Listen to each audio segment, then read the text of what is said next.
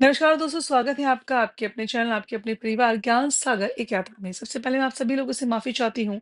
यदि पीछे से आप लोगों को कोई भी आवाज़ या डिस्टर्बेंस आए, तो उसको दरकिनार करते हुए इस वीडियो को आप पूरा सुनेंगे क्योंकि यह वीडियो आपके लिए ही है।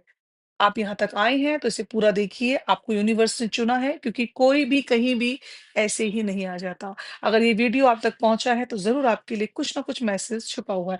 तो आज हम एक कहानी से शुरुआत करेंगे और वह कहानी है सुरेश की। और ये जो कहानी दी गई है, ये ली गई है जीवात्मा जगत की पुस्तक के अंदर से। और आप इस पुस्तक को ज़रूर पढ़िए। अगर आपको और ज़्यादा जानकारी प्राप्त करनी है, तो आप इसको ज़रूर पढ़िएगा। तो कहानी कुछ इस प्रकार है। एक दिन एक व्यक्ति है सुरेश, जिसका नाम दिया गया है। एक व्यक्ति है सुरेश, उसका परिचय एक विधवा से हुआ। वह निम्न चरित्र की थी और उसने सुरेश पर डोरे डालने शुरू कर दिए। ये कहानी बहुत ज़रूरी है और बहुत ही अच्छी है और रियल स्टोरी है। अगर आप सुनेंगे तो समझ पाएँगे कि जीवात्मा जगत में किस प्रकार लोगों का इंसाफ होता है और पृथ्वी पे किस तरीके से लोग चालाकियाँ और लालच दिखाते हैं। क्या हो सकता है आपके साथ भी ऐसा हो रहा हो या आप भी किसी के साथ ऐसा कर रहे हो, तो ये कहानी आपके लिए ही है। आप समझने का कोशिश कीजिएगा कि किस प्रकार जीवात्मा जगत में और ईश्वर आपके साथ इंसाफ करता है। तो जी, एक विधवा औरत होती है जिसका परिचय होता है सुरेश नामक एक व्यक्ति के साथ, जो विवाहित है और 3 बच्चों का पिता था। उसको ना जया नाम एक जय लिखा है इसमें, जय नाम की जो एक औरत होती है उससे प्यार हो जाता है। तो जय ने क्या करा, सुरेश को अपने पीछे इतना पागल कर दिया कि वह उसके झूठे प्यार के जाल में फँस गया और उसने उसे एक घर तक दिलाने का वचन दे दिया। जय के प्रेम संबंध दूसरे लोगों के साथ भी थे, लेकिन सुरेश को इस बारे में कुछ भी पता नहीं था और वह पागलों की तरह उससे प्रेम करता था और उसके प्रेम जाल में पड़ गया। प्रेम में ऐसा पड़ा कि उसकी स्थिति जैसे एक गुलाम जैसी हो गई। उससे रुपए, पैसे और गहने ऐंठती रही। जब सुरेश के पिता को यह बात पता चली, तो सुरेश जो था एक औरत पर पैसे बर्बाद कर रहा है, जब उसके पिता को ये बात पता चलती है, तो उन्होंने सुरेश को बहुत ही कड़े शब्दों में बात की और उसे समझाया और उसको उसके जो थे होश ठिकाने लेकर आए। उसको होश में लेकर आए कि तू ये क्या कर रहा है? क्योंकि उन्हें पता था कि औरत उसकी कमज़ोरी होने के बावजूद सुरेश एक भला इंसान है। सुरेश ने अपनी गलती समझ ली और उसने जय के साथ अपने रिश्ते तोड़ दिए। जय को बहुत ही जो जय थी वो बहुत ही स्वार्थी थी और बदले की भावना से ग्रस्त थी।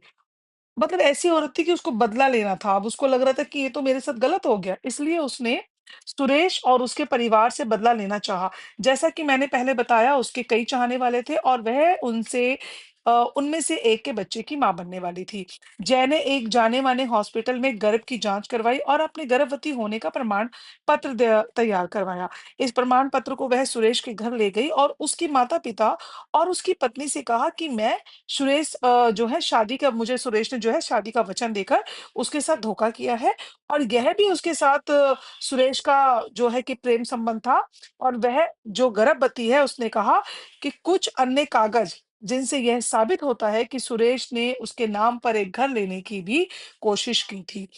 के साथ हॉस्पिटल के कागज दिखाए। सुरेश की जो माँ थी इस बात से बड़ी अनजान थी। वह नहीं जानती थी कुछ भी और कमजोर दिल की होने के कारण उन्हें सुरेश के पिता ने कुछ बताया भी नहीं था। तो सुरेश की पत्नी को भी कुछ मालूम नहीं था और सुरेश की माँ को इससे बड़ा आघात लगा, इस बात से इतना बड़ा आघात लगा, उसी रात वह चल बसी। सुरेश की पत्नी भी यह जो झटका थी वो बर्दाश्त नहीं कर पाई।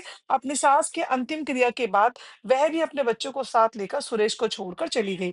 सुरेश और उसके पिता को बहुत दुःख हुआ, व्याकुल थे उसके लिए। मतलब उनको इतना गुस्सा आ रहा था कि वो खुद पे काबू नहीं पा रहे थे और काबू पाना मुश्किल उनको हो रहा था। वे जय को मार डालना चाहते थे, यानी उस औरत को मार डालना चाहते थे जिसने उनकी ज़िंदगी बर्बाद कर दी है और अब सुरेश से घर और रुपए की माँग कर रही थी। सो वह उसकी हत्या की योजना बनाने लगे। वे भोले लोग थे, लेकिन इस अपमान और अपने प्रियजनों के वियोग से ने उन्होंने जो था कि बदले की भावना उनके मन में आ गई और वो बदले की बात सोचने पर मजबूर उनको कर दिया गया। सौभाग्य से एक दिन क्या होता है कि उनका एक बहुत ही धर्मनिष्ठ मित्र उन्हें जो था उनको जो था समझाने और उनके घर आता है। सुरेश और उसके जो पिता थे, उन्होंने उसे सारी कहानी सुना दी कि ऐसे-ऐसे करके इस विधवा औरत ने मेरे बेटे को कैसे-कैसे जाल में फँसाया और किस तरीके से उनकी बीवी मर गई और बहू घर छोड़कर चली गई अपने बच्चों को लेके। उनके मित्र ने कहा, देखिए मित्रों, आपके साथ जो हुआ, जो किया, आप किन परिस्थितियों से गुज़र रही हैं, मैं अच्छी तरह समझता हूँ, लेकिन इस बूढ़े की बात पर ध्यान दीजिए और अपनी आत्मा को बचाइए।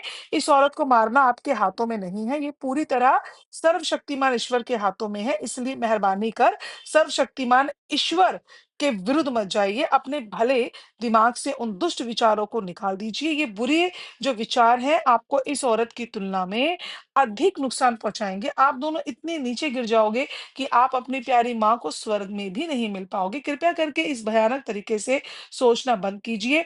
इसके बजाय आप कुछ ऐसा कर सकते हैं जो सर्वशक्तिमान ईश्वर को प्रसन्न करे। उस औरत को आप रुपए देने से मना कर सकते हैं। वह एक दुष्ट औरत है, इसलिए आप लोगों को सच बताकर उसके असली चेहरे का पर्दाफाश कर सकते हैं। आप उसकी दुष्ट चरित्र का भेद खोल सकते हैं। ईश्वर इससे प्रसन्न होंगे, क्योंकि उस औरत द्वारा आगे किसी को धोखा नहीं दिया जा सकेगा और शायद उस औरत को सुधरने का मौका भी मिलेगा। इस नेक सलाह और मार्गदर्शन ने सुरेश और उसके पिता को पापी आत्माएँ मतलब आत्माएँ बनने से बचा लिया। मतलब कहाँ ये जो स्टोरी है, ये आपको ये समझाती है कि अगर कोई आपके साथ गलत कर रहा है, तो ये नहीं कि आपको भी गलत करने लगना है, आप भी गलत हो जाएँ और इस तरीके से आप वो करने लगे। तो आइए हम एक दूसरी कहानी के ऊपर गौर करते हैं, जिसका कि शीर्षक है, हर आदमी के साथ एक ही जैसा बर्ताव नहीं किया जा सकता। यदि कोई भली आत्मा किसी को गलत करते देखती है, तो वह तुरंत उस व्यक्ति को इस बारे में बताती है अथवा बड़ी कुशलता से उसे यह एहसास कराती है कि वह कहाँ गलत है। उसे इस बात से खुशी होती है कि उसने उस व्यक्ति को सुधारा। ऐसी स्थिति में उसका जो उद्देश्य है, वो शुद्ध रूप से उस व्यक्ति की मदद करना होता है। बुरी आत्माएँ भी लोगों को उनकी गलतियाँ बदलने की कोशिश करती हैं, लेकिन उन्हें इस बात में घमंड महसूस होता है कि कैसे उन्होंने लोगों को उनके गलत होने के बारे में बताया और फिर उनकी खिल्ली उड़ाती है। यह प्रतिशोध का ही एक रूप है। भली आत्मा यह सोचकर प्रसन्न होती है, उसने किसी के को सुधारने में मदद की। यानी कि 2 तरह की आत्मा होती है। एक आत्मा होती है कि कोई इंसान गलत कर रहा है, वो उसको सुधारती है कि तुम प्लीज़ गलत मत करो, ये चीज़ गलत है।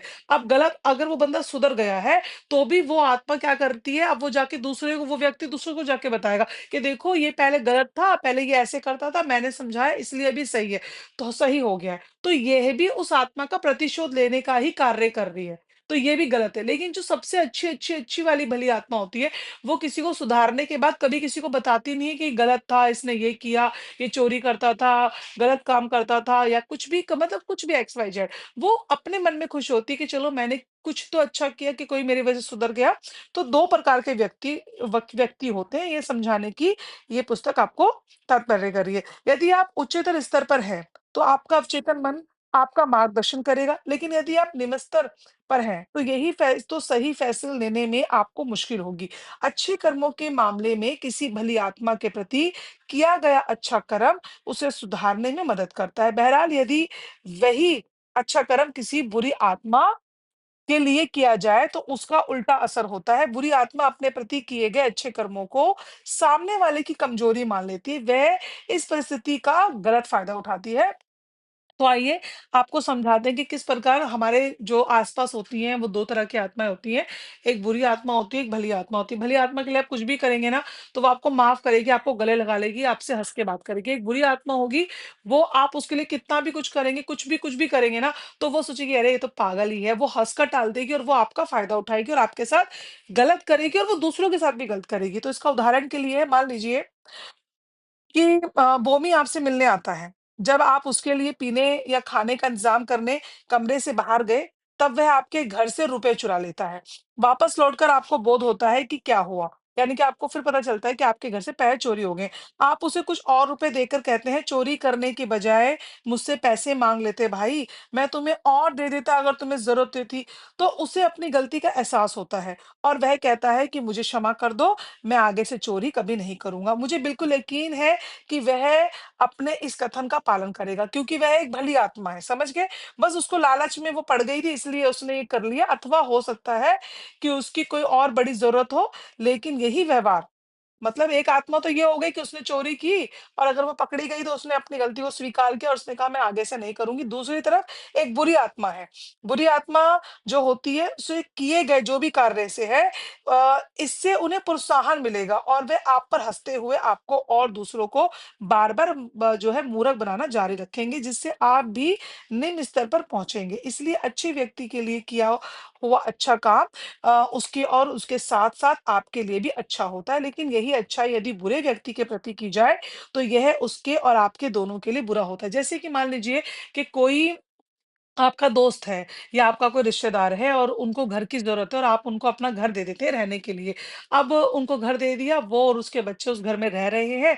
अब उस बंदे को जिसको आपने घर दिया, अब उसने क्या करा, उस बंदे ने आपके घर में चोरी कर ली। चोरी भी कर ली और आप उसको राशन भी दे रहे हैं, खाना भी दे रहे हैं, पीना भी दे रहे हैं, उसके बच्चों को भी पढ़ा रहे हैं, उनकी दवा-दारू भी कर रहे हैं, सब कुछ कर रहे हैं। लेकिन अब उसने क्या करा, एक तो आपने उस पे एहसान किया, आपने उसकी मदद की, लेकिन उसके उल्टे उस इंसान आदमी ने आपके साथ ही गलत किया, आपके घर से सोना-चांदी चोरी कर लिया। अब आपने क्या किया, आपने उसको माफ़ कर दिया। आपने उसको माफ़ कर दिया एक बार कि चलो आपने आपको समझ आ गया कि इसने चोरी की और पकड़ा गया। तो आपने उस आदमी को माफ़ कर दिया, आपने बोला चलो आगे से मत करना, कोई बात नहीं। लेकिन अब वही वो आत्मा बुरी है, वो उसके अंदर बुरी आत्मा है, तो वो सोचेगी अरे मैं एक बार इसने छोड़ दिया तो पागल है, वो आप पे हँसेगी। अब वो आपकी बार-बार चोरी करेगी। आपके साथ बार-बार गलत करेगी और वो औरों को बताएगी आपके बारे में गलत कि ये इंसान गलत है और मैं सही हूँ।